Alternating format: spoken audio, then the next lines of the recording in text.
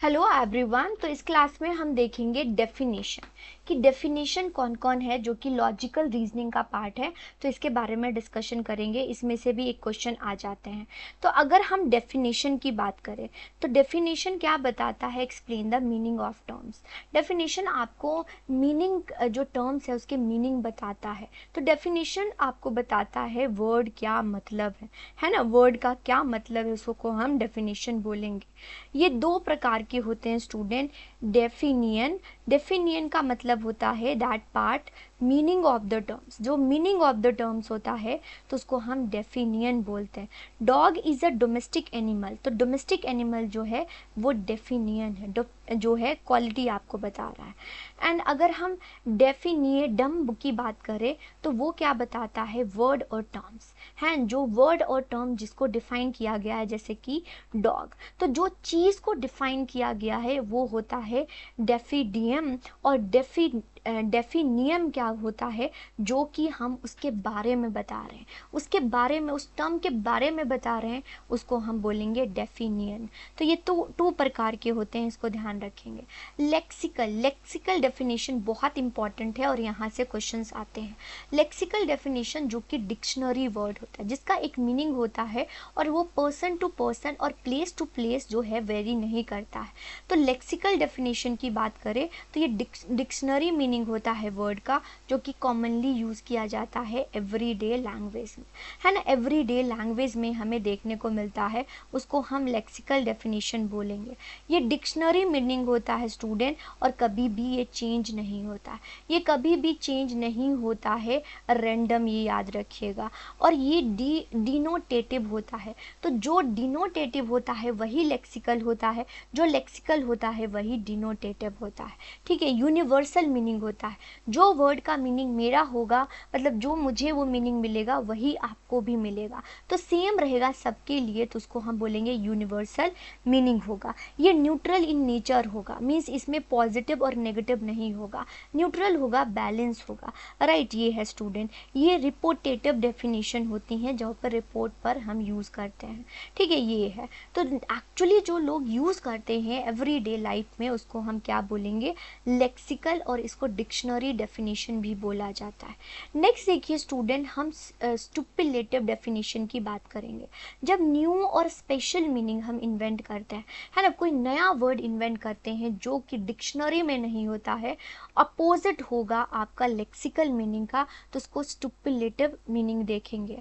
तो अब असाइन होता है वर्ड इंडिविजुअल और ग्रुप, वो वर्ड का मतलब किसी इंडिविजुअल और ग्रुप ऑफ पीपल के द्वारा डिसाइड किया जाता है, उसको स्टुपिलेटिव बोलते हैं। जैसे सेल्फी, सेल्फी हो गया student, not taken from the dictionary, उसका उस टर्म का मीनिंग जो है वो डिक्शनरी से नहीं लिया गया है ना। और अगर हम देखें तो ये एग्रीमेंट और इंटेंशन से इसको लाया गया है, सबने एग्रीमेंट किया तो उसी वे से लेके आए। We decide what this word will mean in the situation, situation में क्या हुआ है तो हम डिसाइड करते हैं, उसको स्टुपिलेटिव बोलते हैं। स्टुपिलेटिव का मतलब होता है कि हमने डिसाइड किया है, हमने, हमें अच्छा लगा वो हमने कर लिया, डिक्शनरी में नहीं लिखा हुआ। ये आर्बिट्री इन नेचर होता है, फ्री चूजन होता है, कोई भी स्ट्रिक्ट लिंग्विस्टिक रूल्स नहीं होता है, नहीं होते हैं स्टूडेंट, डिक्शनरी मीनिंग नहीं होता है। ठीक है। Not match standard lexical meaning, और ये कंटेक्स्ट स्पेसिफिक और नहीं होते हैं और टेम्परेरी होते हैं, मतलब आज यूज़ कर रहे हैं कल नहीं यूज़ करेंगे, है ना, कल यूज़ करेंगे आज नहीं करेंगे। तो ये चीज़ है स्टूडेंट।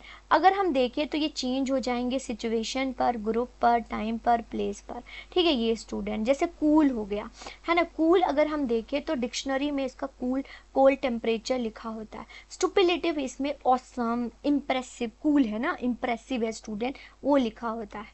तो ये इनफॉर्मल और टेक्निकल यूज़ करते हैं, जैसे स्लैंग होता है, सोशल मीडिया हो गया, एकेडमिक सेटिंग में हम यूज़ कर लेते हैं, साइंटिफिक डेफिनेशन में यूज़ कर लेते हैं, जैसे LOL का हम बोलते हैं, जैसे जेनजीज यूज़ करते हैं ना वो वाले।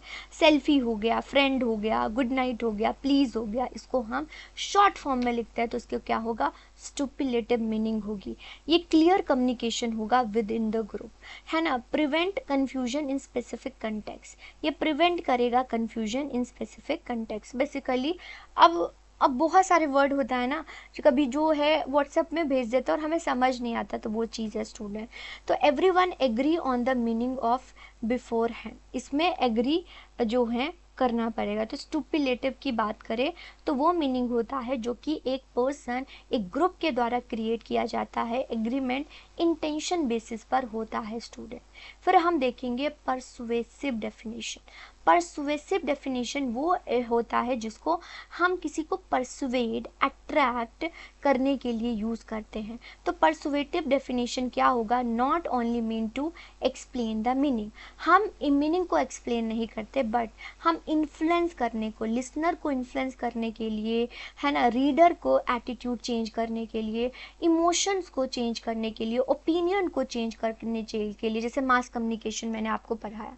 तो जब हम ना बेसिकली किसी को प्रभावित करने के लिए करते हैं उसको परसुएसिव डेफिनेशन बोलते हैं।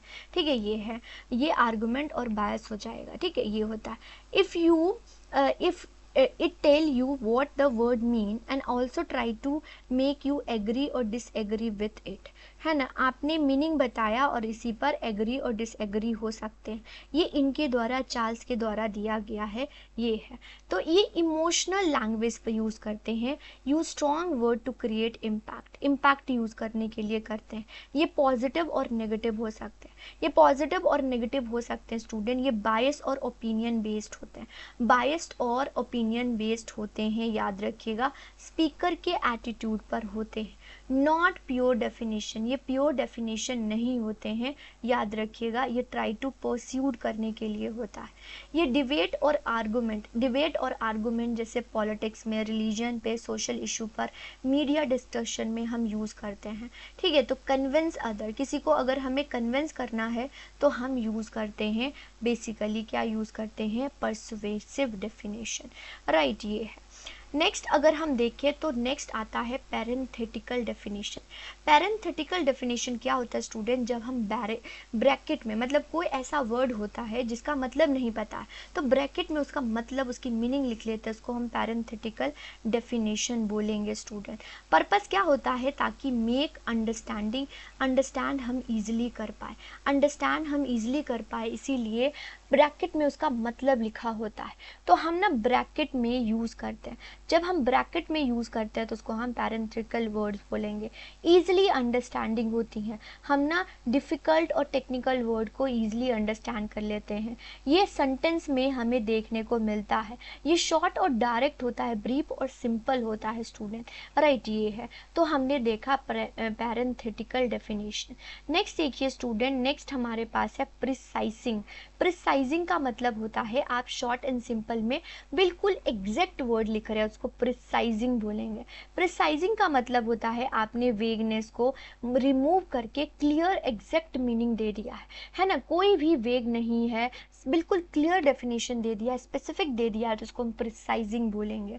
जैसे कि आप अनक्लियर वर्ड, जैसे कि पुअर, कितना पुअर, रिच कितना पुअर, किसको पुअर बोलेंगे, किसको रिच बोलेंगे, किसको यंग बोलेंगे। तो जब आप आइडेंटिफाई कर देते हो कि इस इनकम से इस इनकम को रिच और इस इनकम को पुअर बोलेंगे, तो प्रिसाइज हो जाएगा। यंग, क्राइम, किसको क्राइम बोलेंगे, है ना, किसको क्राइम बोलते हैं इसको। तो different people have different interpretation, that's इसीलिए प्रिसाइजिंग किया जाता है ना, इसीलिए प्रिसाइजिंग किया जाता है। इससे जो वेगनेस होता है वो रिमूव कर दिया जाता है। ये कंटेक्स्ट पर बेस्ड होता है, सिचुएशन पर बेस्ड होता है स्टूडेंट।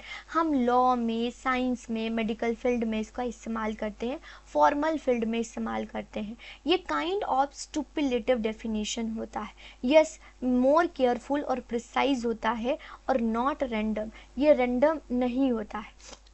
ठीक है, ये नहीं रैंडम होता है स्टुपिलेटिव की तरह, स्टुपिलेट जैसा नहीं होता स्टूडेंट, राइट, ये। फिर मोस्ट इंपॉर्टेंट और आपके सिलेबस में भी लिखा हुआ है डिनोटेटिव। ओके स्टूडेंट, तो डिनोटेटिव का बताया है तो लेक्सिकल होता है। Dino means D means dictionary. तो डिनोटेटिव होता है जो कि लिटरल और डिक्शनरी मीनिंग होती है। ये न्यूट्रल होता है, ऑब्जेक्टिव होता है और सभी के लिए सेम होता है। सभी के लिए सेम होता है, उसको हम डिनोटेशन बोलेंगे। एग्जैक्ट मीनिंग होती है, नो इमोशन होता है और ये लेक्सिकल डेफिनेशन होता है। लेक्सिकल डेफिनेशन होता है स्टूडेंट, राइट। तो इसको डिनोटेशन बोलेंगे। डिनोटेशन का मतलब होता है कि जो एग्जैक्ट डिक्शनरी वर्ड है तो उसको डिनोटेशन बोलेंगे। कोनोटेशन की बात करें स्टूडेंट तो वो होता है जो कि स्टुपिलेटेड जैसा होता है, मीन्स इमोशनल एसोसिएशन मीनिंग होती है ना। ये होता है फीलिंग से, कल्चर से, कंटेक्स्ट पर डिपेंड करता है, उसको कोनोटेशन बोलते हैं।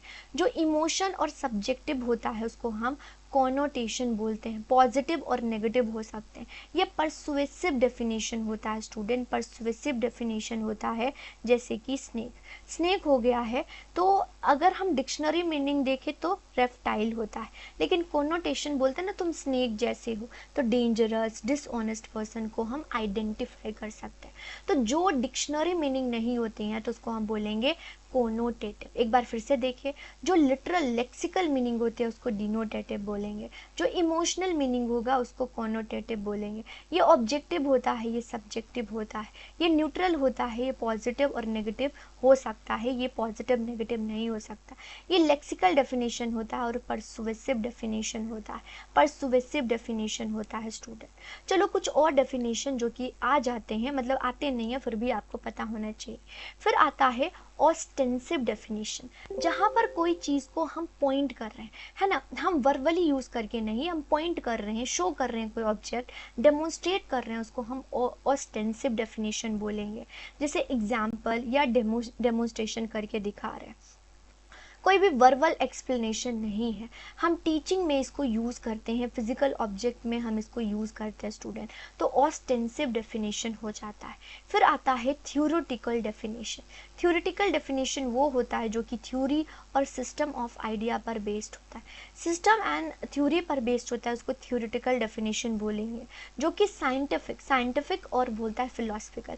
मतलब मैं आपको बताऊं कि कोई भी सब्जेक्ट है ना, इसका मतलब बताती हूँ, कोई भी सब्जेक्ट है उसका मतलब आप ऐसे ही नहीं बोल सकते। जैसे इकोनॉमिक्स है तो उसका सब्जेक्ट मीनिंग है ना, कोई भी सब्जेक्ट है उसका मीनिंग है, तो उसका थ्योरेटिकल, उसके पास बहुत सारी चीज़ है उसमें, तो आप ऐसे ही भी यूज़ नहीं कर सकते, इसलिए यहाँ साइंटिफिक बोला गया है। फिलोसफिकल बोला गया है, नेचर है, उसके एसेंस हैं स्टूडेंट, राइट, और डीप अंडरस्टैंडिंग है। और ये चेंज होगा न्यू थ्योरी के साथ, ये न्यू थ्योरी के साथ चेंज हो जाएगा स्टूडेंट। तो थ्योरेटिकल जिसका मीनिंग होता है उसको थ्योरेटिकल डेफिनेशन बोलते हैं।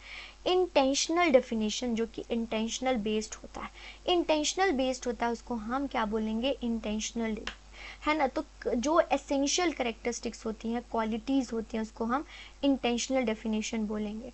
क्वालिटी और एट्रीब्यूट्स पर फोकस किया जाएगा, है ना, किया जाएगा तो उसको बोलेंगे इंटेंशनल। जैसे कि जीनियस हो गया, है ना, जीनियस हो गया।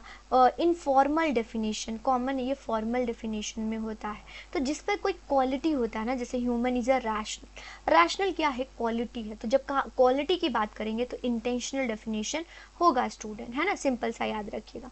फिर आता है ऑपरेशनल डेफिनेशन। ऑपरेशनल डेफिनेशन जिसको हम मेजर और ऑब्जर्व कर सकते हैं, स्टैटिस्टिकली मेजर और ऑब्जर्व कर सकते हैं, उसको ऑपरेशनल डेफिनेशन बोलेंगे। तो प्रोसीजर और ऑपरेशन पर बेस्ड होता है तो उसको ऑपरेशनल डेफिनेशन बोलेंगे। साइंस और एक्सपेरिमेंट पर बेस्ड होगा स्टूडेंट, जो कि मेजरेबल होगा, क्लियर होगा, ऑब्जेक्टिव होगा, है ना, तो उसको हम ऑपरेशनल डेफिनेशन बोलेंगे, ऑपरेशनल डेफिनेशन बोला जाएगा। ठीक है, अगर हम बात करें तो ये सारे डेफिनेशन थे। फिर एक ना एनालॉजी आ जाता है स्टूडेंट। एनालॉजी देखो क्या होता है। एनालॉजी का मतलब होता है जब हम कंपैरिजन कर रहे हैं, जब दो थिंग को हम कंपैरिजन कर रहे हैं, तो क्वेश्चन में आपको कंपैरिजन, एज, इट, एज, ऐसे कुछ वर्ड होना है तो उसको हम एनालॉजी बोलेंगे। तो जब हम कंपैरिजन करेंगे टू थिंग्स सिस्टम को, है ना, क्या सिमिलैरिटी और डिससिमिलैरिटी के बेस पर, तो दो हम कंपैरिजन कर रहे हैं तो उसको हम एनालॉजी बोलेंगे। तो understanding one thing by comparing the another, another को कंपैरिजन करते हुए जब हम करेंगे उसको हम एनालॉजी बोलते हैं। ठीक है। एनालॉजिकल रीजनिंग क्या होता है, जब आप सिमिलैरिटी के बेस पर आप दो चीज़ों को कंपैरिजन करते हो। एग्जांपल बताऊंगी। तो एनालॉजिकल आर्गुमेंट जो कि सिमिलैरिटी बिटवीन टू थिंग्स होती हैं और उसमें हम कंपैरिजन करते हैं तो उसको बोलेंगे एनालॉजी। एनालॉजी बोलेंगे स्टूडेंट। तो यहाँ पर देखो, अगर आपको आ जाता है लाइक, है ना, लाइक दो चीज़ है, यहाँ पर देखो कि आ जाता है similar to another one we was so it me also भी बोरिंग, है ना, सिमिलर वर्ड आ गया, ये है। लाइक वाटर आ गया, है ना, ऐसे लाइक अर्थ हो गया तो उसको एनालॉजिकल बोलते हैं, जो कि आपके एग्जाम में भी आया है। तो यहाँ पर हमने देखा एनालॉजी बहुत इंपॉर्टेंट है। मैं आपको बताती हूँ, सिमिलर वर्ड आए, है ना, सिमिलर वर्ड आए, लाइक वर्ड आए, है ना, लाइक वर्ड आए, एज आए वर्ड, तो उसको एनालॉजी आप टिक कर सकते हो। तो एक मीनिंग जो होता है उस जैसा जो होता है उसको एनालॉजी बोलेंगे। तो ये सारे हमने डेफिनेशन किया। जो सिलोजिज्म है वो नेक्स्ट टॉपिक पर करेंगे। ठीक है, चलिए स्टूडेंट, आज की क्लास में इतना ही। Thank you so much. Next class में मिलता है।